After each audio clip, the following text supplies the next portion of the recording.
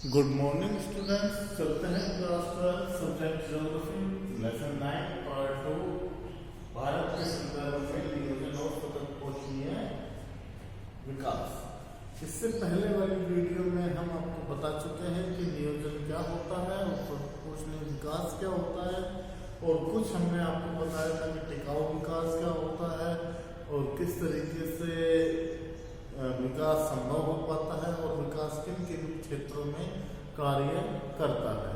तो अब हम चलते हैं हमारे नेक्स्ट टॉपिक पे, जिसका नाम है इंदिरा गांधी नहर कमान क्षेत्र। इंदिरा गांधी नहर कमान क्षेत्र में सतत पोषणीय विकास को बढ़ावा देने के लिए हमने क्या उपाय किए, यानी सरकार के द्वारा इंदिरा गांधी नहर कमान, यानी यह एक नहर कमान का नाम रखा गया था, जिसके द्वारा अगर भारत में जिन क्षेत्रों में वर्षा नहीं होती है वहां पर जल मुहैया उन नहरों के द्वारा कराया जाएगा। तो इंदिरा गांधी नहर कमान क्षेत्र में सतत पोषणीय विकास को बढ़ावा देने के लिए 7 उपाय प्रस्तावित किए गए थे। उनमें से 5 का संबंध पारिस्थितिकीय संतुलन की पूर्ण स्थापना से है। सबसे पहले है जल प्रबंधन नीति। कहने का भाव यह है कि पहली और सबसे महत्वपूर्ण आवश्यकता जल प्रबंधन नीति का कठोरता से लागू किया जाना है। नहर योजना में प्रथम चरण में फसल रक्षण सिंचाई योजना लागू की वह दूसरे चरण में फसलों की विस्तृत सिंचाई और चरागाह विकास पर ध्यान दिया गया। नहर के ऊपरी कमान क्षेत्र में गहन सिंचाई के कारण भूमि व मृदा विकृत हो गई। विकृत का मतलब यानी उसका पुनः संचरण हो गया। इसके बाद आता है आपका इसी में ही अधिक जल से पैदा होने वाली फसलें न बोना। यानी कहने का भाव यह है कि इंदिरा गांधी नहर कमान क्षेत्र में जो जल की सुविधा है वो सबसे पहली और सबसे अहम भूमिका है। उसके बाद आता है अधिक जल से पैदा होने वाली फसलें न बोना, यानी जैसे आपकी धान है, चावल है और अन्य फसलें जिनमें जल की अधिक आवश्यकता होती है, उन फसलों का कम बोया जाना चाहिए ताकि हम जल का कम से कम प्रयोग कर सके। कहने का भाव यह है इस क्षेत्र में फसलों के प्रतिरूप में अधिक जल की आवश्यकता वाली फसलें नहीं बोई जाएंगी। लोगों को नींबू वंश की रोपण फसलों को उगाने के लिए प्रोत्साहित किया जाएगा। यानी कहने का भाव यह है कि उनको धान जैसी जिन्हें जल की अधिक आवश्यकता होती है वैसी फसलों से मना करते हुए जिन फसलों को पानी की कम आवश्यकता होती है उन फसलों को बोने पर विशेष जोर दिया जाए ताकि जल की कम से कम लागत लग सके। इसके बाद जल की बर्बादी को रोकना। जल की बर्बादी रोकने के लिए निम्न उपायों को सख्ती से लागू किया जाए।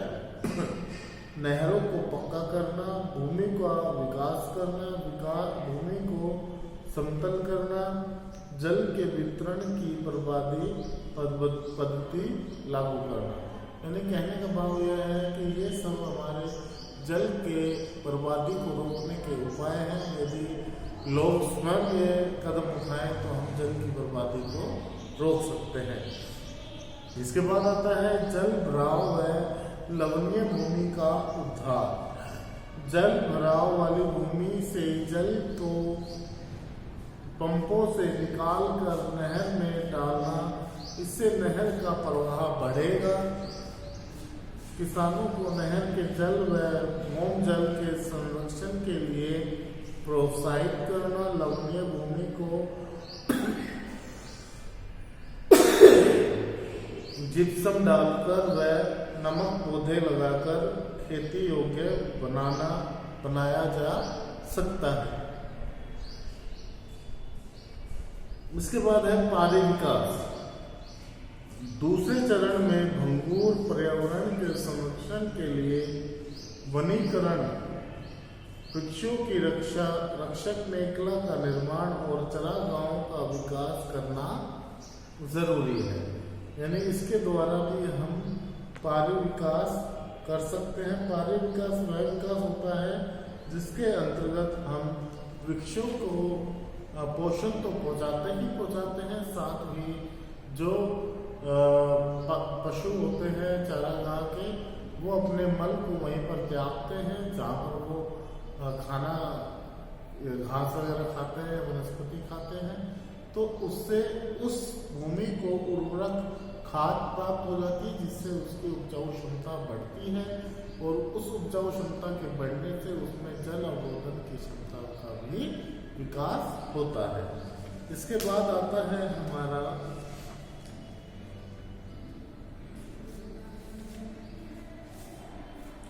सामाजिक सतत पोषणीयता। इस प्रदेश में सामाजिक सतत पोषणीयता को बढ़ाना जरूरी है। इसके लिए गरीब किसानों की खेती करने के लिए पर्याप्त धन व संस्थागत सहायता दी जानी चाहिए। अपनी कमान क्षेत्र में किसानों के गरीबीकरण और कंगालीकरण की प्रक्रिया शुरू हो चुकी है। इस प्रक्रिया को रोकना जरूरी है, क्योंकि संसाधनों के बंटवारे में असमानता के सतत पोषणीय विकास की संभावनाएं कम कर जाती हैं। यानी कहने का भाव यह है कि जब सामाजिक सतत पोषणीयता, यानी सामाजिक का अर्थ होता है समाज में रहने वाले लोगों के द्वारा समाज के लिए किया जाने वाला कार्य, तो अगर उसी में ही बंटवारा हो जाए, यानी कहने का भाव यह है कि गरीबों को सुविधाएं कम दी जाए और अमीरों को अधिक दी जाए, तो एक तो उनमें अराजकता फैलेगी, एक दूसरे के प्रति भेदभाव फैलेगा, जिससे उनमें असुविधाओं का भेदभाव होगा और वो उस हिसाब से कार्य को नहीं कर पाएंगे। तो इसलिए सामाजिक सतत पोषणीयता के लिए समाज को बराबर रखना अति आवश्यक है। इसके बाद आता है अर्थव्यवस्था के अन्य क्षेत्रों में संबंध जरूरी। कहने का भाव यह है कि एक उद्योग दूसरे उद्योग के साथ, यानी एक कार्य दूसरे कार्य के साथ किस प्रकार संबंधित है और वो किस क्षेत्र में कार्य कर रहा है, इन सभी बातों को ध्यान में रखते हुए अर्थव्यवस्था की भी हमें आवश्यकता पड़ती है। इसके बाद होता है सूखा संभावित क्षेत्र। जैसा कि मैंने आपको पहले भी बताया था कि कुछ क्षेत्र ऐसे होते हैं जहाँ पर वर्षा नहीं हो पाती है, नहर का जल नहीं पहुँच पाता है, और वहाँ पर हम किस तरीके से उन क्षेत्रों का या उस क्षेत्र पर रहने वाले लोगों का विकास कर पाएंगे, इसके बारे में इस क्वेश्चन में हम वर्णन करेंगे कि जिन क्षेत्रों में वर्षा 50 सेंटीमीटर से कम व सिंचाई क्षेत्र 30% से कम हो, ऐसे क्षेत्रों में सूखा संभावित विकास कार्यक्रम आरंभ किए जाते हैं। इस कार्यक्रम का आरंभ चौथी पंचवर्षीय योजना की अवधि में हुआ। इस कार्यक्रम का उद्देश्य सूखा प्रवण क्षेत्रों के लोगों को रोजगार देना व सूखे के प्रभावों को कम करने के लिए परिसंपत्तियां बनाना है। इसका विस्तार पांचवी पंचवर्षीय योजना में किया गया। कृषि जलवायु नियोजन। भारत के योजना आयोग ने कृषि संबंधित विकास के लिए कृषि क्षेत्र के कार्यक्रम बनाए। सातवीं योजना में मध्यवर्ती मूल्यांकन ने कृषि प्रबंधन और जल योजना नियोजन की सक्षमता पर बल दिया और बीज की नई नीति पर भी बल दिया। 1988 में विशेष खाद्यान्न उत्पादन कार्यक्रम आरंभ किया गया। यह देश के 169 जिलों में लागू किया गया। इसके बाद कृषि के विकास के लिए अन्य कई कार्यक्रम आरंभ किए गए।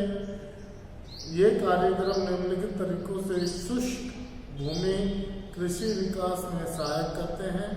निवल बोए गए क्षेत्र में वृद्धि। 1973-74 में निवल क्षेत्र में बोया गया कुल क्षेत्र का 24.16% था, जो कि 1980-81 में बढ़कर 32.85% हो गया।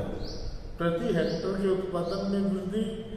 चारे की फसल की प्रस्तुति। 1973-74 में फसल क्षेत्र 12.92% था, जो कि 1980-81 में बढ़कर 32.25% हो गया। व्यावसायिक फसलों के उत्पादन में वृद्धि, जीवन स्तर में वृद्धि, ये उन क्षेत्रों में यानी सूखा संभावित क्षेत्रों में रहने वाले लोगों के विकास के लिए किए जाने वाले कार्यों के उपाय हैं कि इन उपायों के द्वारा हम उन क्षेत्रों में रहने वाले लोगों का विकास कर सकते हैं। इसके बाद आता है भरमौर समन्वित जनजातीय खंड के विकास का कार्यक्रम में उनके प्रभाव बताओ। यानी कहने का भाव यह है कि जो जनजातियां भरमौर क्षेत्र में रह रही हैं उनका हम विकास कैसे कर सकते हैं। यानी ना तो उनके पास रहने के लिए घर होते हैं, ना उनके पास खाद्यान्न खाने की व्यवस्था होती है, ना औद्योगिकरण होता है, तो हम उनका विकास किस तरीके से कर सकते हैं। तो आइए इस क्वेश्चन का हम अध्ययन करते हैं।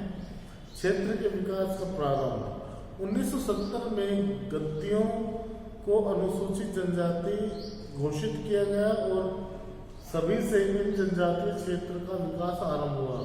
1974 में 5वीं पंचवर्षीय योजना में विकास की जनजातीय उपयोजना शुरू की गई। भरमौर को हिमाचल प्रदेश में 5 में से एक समन्वित जनजातीय विकास परियोजना ITDP का दर्जा मिला और 1975 में गद्दी लोगों को देश के अनुसूचित जनजाति में शामिल कर लिया गया। कब कर लिया गया? 1975 को। किसको? गद्दी जनजाति को अनुसूचित जनजाति में शामिल कर लिया गया। जनजातीय विकास की उपयोजना के उद्देश्य गद्दियों के जीवन की गुणवत्ता में सुधार, भरमौर और हिमाचल के अन्य क्षेत्रों के बीच विकास की खाई को कम करना। इस योजना के अंतर्गत परिवहन और संचार, कृषि व संबंधित क्रियाओं, सामाजिक व सामुदायिक सेवाओं के विकास का सर्वोच्च प्राथमिकता दी गई। विकास की जनजातीय उपयोजना की उपलब्धियां: स्कूल की स्थापना, स्वास्थ्य सेवाओं का विस्तार, पेयजल में बिजली की व्यवस्था, सड़कों व संचार के साधनों का विकास, साक्षरता दर बढ़ी, लिंग अनुपात में सुधार हुआ, स्त्री साक्षरता दर बढ़ी, आयु प्रवास कम हुआ, ऋतु प्रवास कम हुआ, बैंकों व सहकारी समितियों को ऋण मिलने लगा। इस विकास का सबसे ज्यादा लाभ होली व खंडी क्षेत्रों के गांवों को हुआ। इसके विपरीत टूढ़ा व कुप्ती क्षेत्र अधिक ऊंचाई पर होने के कारण कम लाभान्वित हुए। यानी जो क्षेत्र ऊंचाई पर थे उनको यह लाभ नहीं प्राप्त हो पाया जो लाभ गद्दी जनजातीय लोगों को प्राप्त हुआ। आज के लिए इतना ही।